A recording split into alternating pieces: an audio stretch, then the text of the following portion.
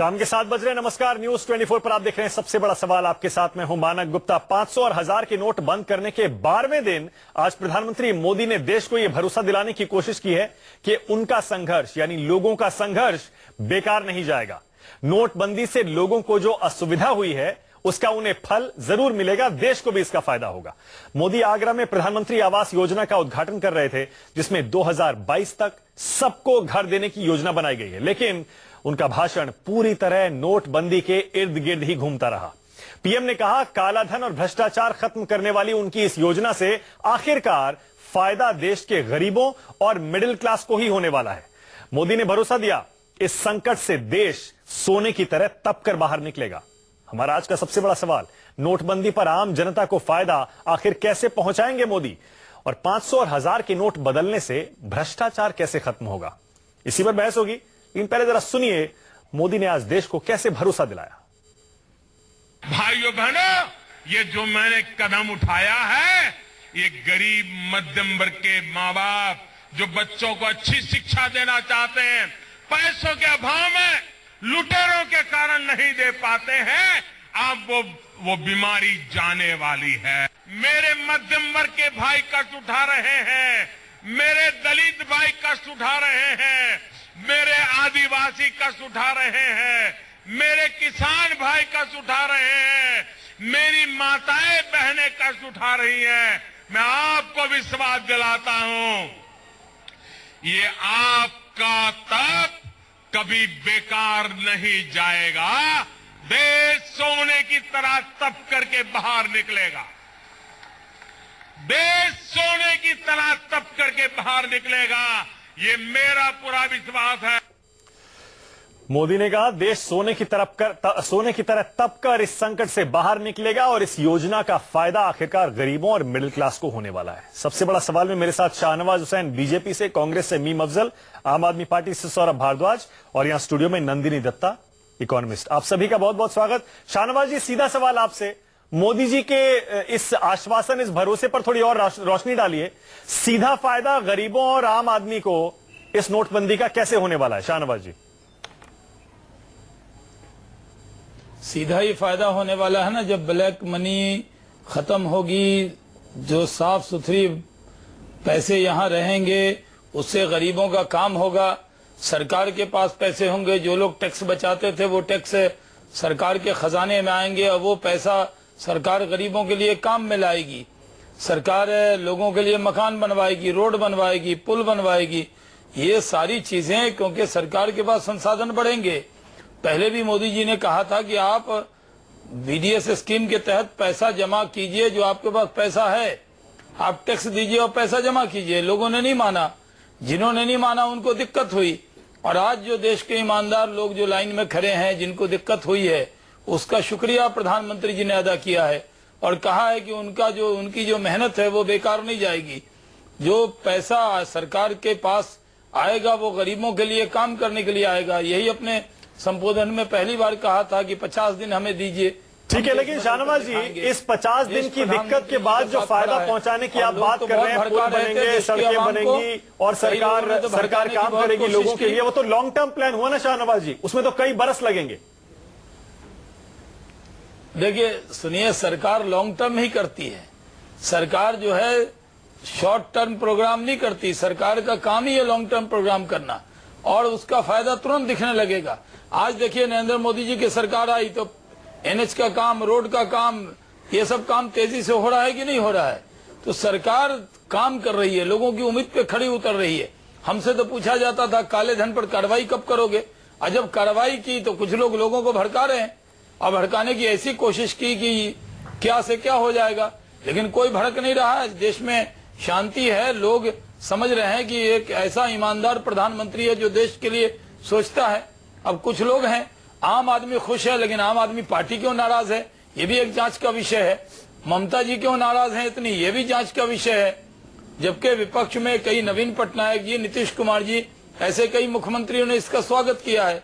देश जानना चाहता है कि अगर काले धन के खिलाफ नरेंद्र मोदी कार्रवाई कर रहे हैं तो जो लोग काले धन के नाम पर बड़ी बड़ी ठीक है शाहनवाज जी, वो इस बात का विरोध क्यों कर रहे हैं? ठीक है देश पहले मीम अफजल है, देश साथ में खड़ा है। ठीक है मीम अफजल साहब, देख लीजिए मोदी जी साफ कह रहे हैं ये देश सोने की तरह तप कर इस संकट से बाहर निकलेगा। गरीबों और मिडिल क्लास को जो असुविधा हो रही है, जो संकट हो रहा है, संघर्ष हो रहा है, उसका फायदा अल्टीमेटली उन्हीं को मिलने वाला है। तो इसमें गलत क्या है मीम अफजल साहब? मानक जी, ये तो 2.5 साल पहले नरेंद्र जी ने बहुत सारे वादे किए थे और उन्होंने इस तरह के बहुत सारे दावे किए थे और उसमें एक दावा उनका बहुत बड़ा ये था कि 80 लाख करोड़ रुपया जो गैर मुल्कों में काला धन पड़ा हुआ है वो भी वापस लाएंगे और हर एक के अकाउंट में 15-15 लाख रुपए आ जाएंगे। तो आप देखें कितना वादा पूरा हुआ। और अब शाहनवाज साहब कह रहे हैं कि लॉन्ग रन के अंदर हम करने वाले हैं बहुत कुछ, और आप खुद भी कह रहे हैं इसका असर कई सालों में दिखाई देगा। हम काले धन के खिलाफ नहीं हैं, हम काले धन के फेवर में नहीं है, हम काले धन के खिलाफ हैं। सरकार ने जो कार्रवाई की है हम उसको उचित भी समझ रहे हैं, लेकिन जो तरीका इख्तियार किया गया। लेकिन मैं आज आपको अपनी बहस में एक बहुत ही नया पॉइंट देना चाहता हूं। नरेंद्र मोदी जी और पूरी बीजेपी ये लगी हुई है कि अपोजिशन जो है उन्होंने देश को 70 साल लूटा है, अकेले यही लोग आए हैं 2 साल से जो देश को बनाने का काम कर रहे हैं। मैं एक कुछ बयानात है, 7 बयान है, मैं सिर्फ मुख्तसर करके आपको बताता हूं कि लोग क्या कह रहे हैं। और ये वो लोग हैं जो हमेशा नरेंद्र मोदी जी की किसी हद तक एक तरह से कहना चाहिए इदारों को छोड़ करके बाकी अफराद जो है उनकी हिमायत करते रहे हैं। हिंदू महासभा के लीडर हैं स्वामी चक्रपाणी, उन्होंने एक इंटरव्यू में कहा है कि यह सियासी फैसला है, दहशतगर्दी और ब्लैक मनी का नाम पर मोदी जी ने आवाम को धोखा दिया है। हुब्बुल वतनी की दुहाई देकर के मुखालफत करने वालों को मुस्लिम दुश्मन, मुल्क दुश्मन बताया जा रहा है।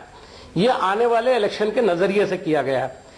द्वारका शारदा पीठ के शंकराचार्य स्वरूपानंद सरस्वती जी ने अभी मध्य प्रदेश के नरसिंहपुर में अखबार वालों से कहा है और सख्त मजम्मत की है उन्होंने। सेवक का काम नहीं है ये जो अभी काम किया गया है, ये नोट बंद करने का, उसके बारे में कहा है ये सेवक का काम नहीं है, डिक्टेटर का काम है। इसका शराप मोदी जी को लगेगा जो लोगों की मौतें हुई हैं।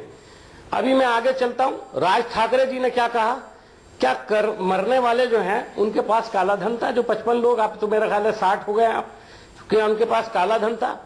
सामना ने अपना एडिटोरियल क्या लिखा है और सामना किस तरह से इनके साथ खड़ा हुआ है। ये तो अपोजिशन में नहीं है ना, ये सब लोग जो हैं इनके सपोर्टर हैं। और अरुण शौरी जी जो इनके मिनिस्टर थे वाजपेयी जी की सरकार में, उन्होंने क्या कहा, खुदकुशी करने के लिए भी जुर्रत, बहुत लोग कहते हैं कि मोदी जी ने बड़ी जुर्रत की है कि काला धन के लिए इतना बड़ा कदम उठा लिया। तो उन्होंने कहा कि खुदकुशी करना भी बहुत जुर्रत की बात होती है, तो क्या खुदकुशी करनी चाहिए, वो भी बहुत बढ़िया बात कही उन्होंने। इसी के अलावा जो सुप्रीम कोर्ट ने कुछ कहा है वो सब बताने की जरूरत नहीं। उन्होंने कहा है कि अगर आप लोगों को अदालतों में आने से भी रोकोगे तो देश की हर गली में दंगे हो सकते हैं। उसके अलावा मैं आपको बताऊं, मीम अफजल साहब, कोर्ट ने क्या कहा, ना मीम अफजल साहब, बगैर सोचा समझा फैसला है। हाँ वो ठीक है। मीम अफजल साहब, अपोजिशन का ज्यादा हिस्सा यही कह रहा है कि आपने बगैर सोचे समझे फैसला किया। हमने कल ही कहा मोदी जी जब फैसला करते हैं तो सोचते नहीं, और जब फैसला कर लेते हैं उसके बाद उन्हें कुछ समझाओ तो वो सुनते नहीं है। मैं ये पूछना चाह रहा हूं, सौरभ भारद्वाज आप भी बताइएगा जरा। मीम अफजल साहब आपसे भी पूछूंगा यही सवाल थोड़ी देर में। एक सेकंड शाहनवाज जी आ रहा हूं। सौरभ भारद्वाज, ऐसा तो नहीं है कि मोदी जी के पास कोई प्लान है जिससे वो गरीबों के लिए, मिडिल क्लास के लिए इस पूरी की पूरी योजना से कुछ बहुत बड़े फायदे निकालने वाले हैं, और यही सुनकर उनके विरोधी सारे बौखलाए हुए हैं कि गरीब और मिडिल क्लास अगर खुश हो गया इस योजना से मिलने वाले फायदे से तो आपका बड़ा नुकसान हो जाएगा। मिडिल क्लास सबसे ज्यादा परेशान है मानक जी। जी मैं इस पे आता हूँ। सारा कारोबार खत्म हो गया, सारा धंधा खत्म हो गया, दुकानों के ऊपर से कहा जाने लगा, पूरा सेल जो है 5% रह गई, लोगों की जेब में पैसे नहीं है, लोग खरीद नहीं सकते। क्या बात कर रहे हैं आप मिडिल क्लास?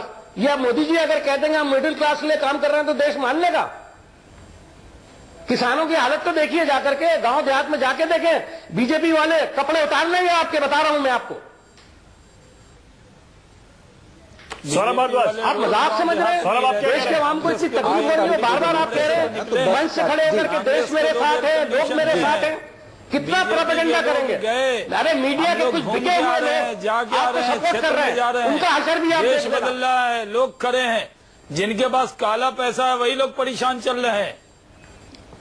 सौरभ भारद्वाज, सौरभ जिनके पास काला पैसा है, देखिए 8 तारीख को ऐश कर रहे हैं लंदन के अंदर। जब ये फैसला आया मुझे मालूम कहाँ है, मीम अफजल साहब जरा सुनिएगा, सौरभ भारद्वाज को मोदी कहाँ है, जरा सौरभ भारद्वाज को भी सुनिएगा। और आपने 1 लाख रुपए से ज्यादा 1 लाख करोड़ के जो कर्जे माफ किए हैं उनके नाम बता दीजिए ना। मीम अफजल साहब 1 सेकंड जरा सौरभ भारद्वाज को सुनिएगा। सौरभ भारद्वाज 12 लाख करोड़ का जो स्कैम हुआ है यूपीए के कार्यकाल में, वो पैसा कहाँ गया? आखिर कोर्ट में अदालत में स्कैम का केस क्यों चल रहा है? अब अदालत का रेफरेंस दे रहे हैं। अगर 12 लाख करोड़ का स्कैम हुआ यूपीए सरकार में, वो स्कैम का पैसा कहाँ चला गया? 2000 करोड़।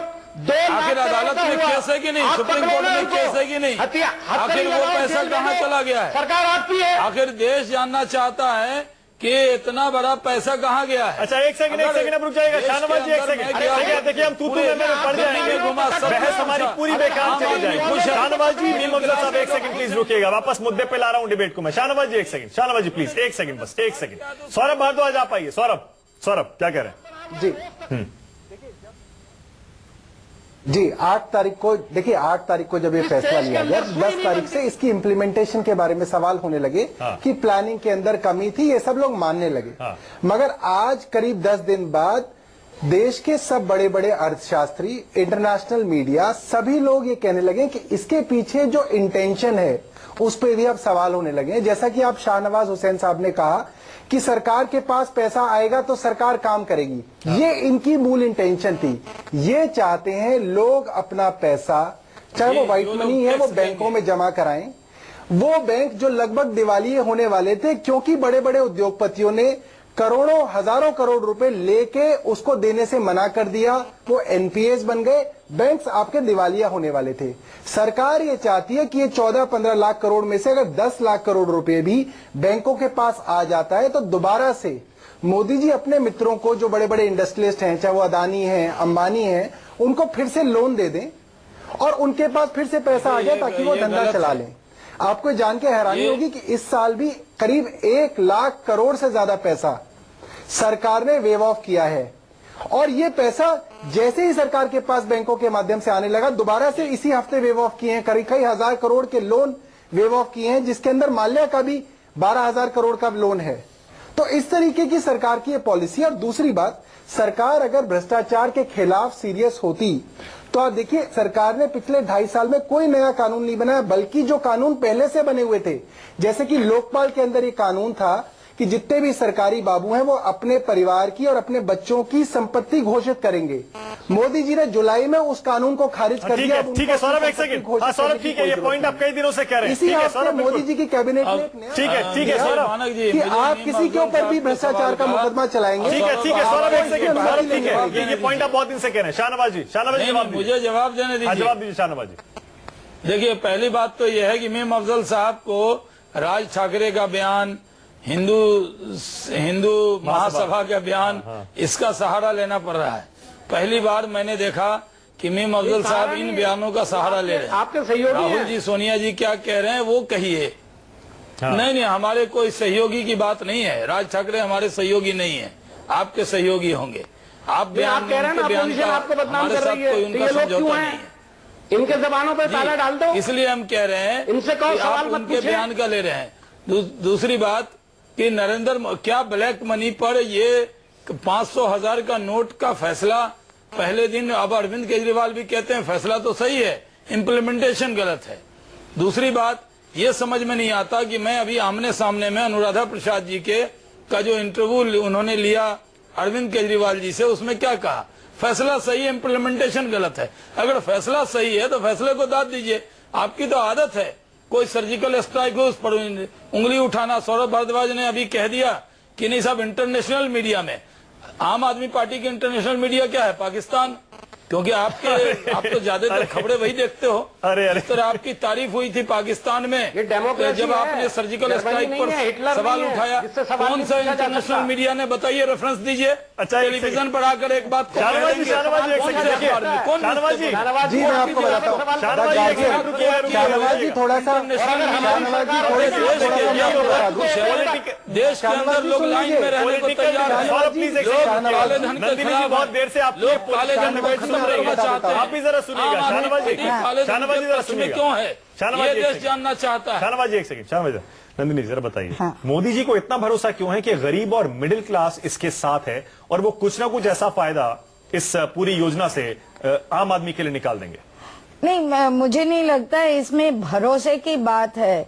अभी जो बोला जा रहा है ना कि अत्यंत आपके पॉलिसी सही है, इसकी इम्प्लीमेंटेशन गलत है, मैं सिर्फ इसको साफ करना चाहती हूँ एक अर्थशास्त्री होने के नाते कि पॉलिसी में अगर आप ये कहते हैं कि ब्लैक मनी को निकाल देना चाहिए, ब्लैक मनी होना नहीं चाहिए, या ब्लैक मनी जो बनाते हैं उनके ऊपर आप कानूनन स्टेप लेना चाहते, वो सही है। हाँ। लेकिन जिस तरीके से आपने किया, इनफैक्ट डिमोनेटाइजेशन से वो चीज आप नहीं कर सकते हैं, वो चीज आप कभी भी बंद नहीं कर सकते हैं। ब्लैक मनी कोई स्टॉक नहीं है कि एक बार आप खत्म कर दिया और कभी वो बनेगा नहीं। वो अगर बनेगा, तो बनना दोबारा बनने में बहुत टाइम लगेगा। नहीं, बिल्कुल नहीं लगेगा, बिल्कुल नहीं लगेगा। वो तो आज भी बनना शुरू हो गया। नहीं, वो तो आज भी। और सबसे बड़ी बात ये है, क्या गरीब और मिडिल क्लास को फायदा नहीं होगा इससे? मुझे तो नहीं लग रहा है। गरीब आज अमीरों को क्रॉस सब्सिडाइज कर रहे हैं। आप अगर उन अर्थशास्त्रियों के व्यू पॉइंट अगर लेंगे जो लोग कॉर्पोरेट इंडस्ट्री को सपोर्ट करते हैं, वो लोग आज कह रहे हैं चलो ये तो काम बड़ा बिग लीप हो गया है, इसके बाद इनकम टैक्स हम एबॉलिश कर देंगे, इनकम टैक्स में हम बहुत छूट लेके आएंगे। वो किसका होगा? कॉर्पोरेट इनकम टैक्स आप कम करोगे, आप अगर इंडिविजुअल इनकम टैक्स भी हायर ब्रैकेट्स में कम कर दोगे तो गरीब का कौन सा होगा? संसाधन आपको जुटाना चाहिए, आपको गरीबों के पैसा लेके 3 लाख करोड़ ब्लैक मनी जो एक्सचेंज होने बैंक में नहीं आएगा, गायब हो जाएगा, ये एक अंदाजा है। तो वो सारा का सारा सरकार के पास आ जाएगा आरबीआई से। ये तो एक, वो कह रहे हैं वो गरीबों के लिए, मिडिल क्लास के लिए खर्च करेंगे। ये तो एक बुक लेवल एंट्री है जिसके अगेंस्ट में डिप्टी गवर्नर आरबीआई के मना कर दिया है कि इस तरह के डिविडेंड आप पास नहीं कर सकते हो सरकार को। बट वो छोड़िए, वो तो बड़ी टेक्निकल चीज है। आप एक कॉन्ट्रैक्शनरी इकोनॉमी तैयार कर दिए जिसके भुक्तभोगी आज सबसे ज्यादा आम जनता है, किसान है, छोटे ट्रेडर्स है, दिन मजदूर है, जो लोगों की नौकरियां नहीं है। आप किसको ये दिलासा दिला रहे हैं? शाहनवाज जी, मेरे पास टाइम खत्म हो रहा है, मैं क्लोजिंग आपको दे रहा हूं। शाहनवाज जी, क्लोजिंग कमेंट 20 सेकेंड। ये जो अभी जो इकोनॉमिक एक्टिविटी स्लो हो रही है और सबके जीवन पर असर पड़ रहा है, शाहनवाज जी, ये इसका कोई ऐसा असर ना हो जाए कि बहुत देर हो जाए? सकता है कि प्रोफेसर दत्ता की राय अलग हो, हमारी भी बहुत से इकोनॉमिस्ट सरकार के समर्थन में बहुत से बयान आप ही के टेलीविजन पे देखे हैं, और मैं इनकी अपनी राय हो सकती है, ये इनकी अपनी राय है जी। लेकिन हमने जहां पर भी जाकर पूछा है, देश के अंदर लोग खुश हैं, आम आदमी खुश है, लेकिन कुछ पार्टी के नेता बहुत नाराज हैं। ये भी आम आदमी में चर्चा ज्यादा है। देश के अंदर पैसा आएगा, पहले मोदी जी ने कहा पैसा दो और टैक्स देकर पैसा रखो कि कोई दिक्कत नहीं है, ठीक है, लेकिन तब भी लोगों ने पैसे को सरकार के सामने डिक्लेयर नहीं किया।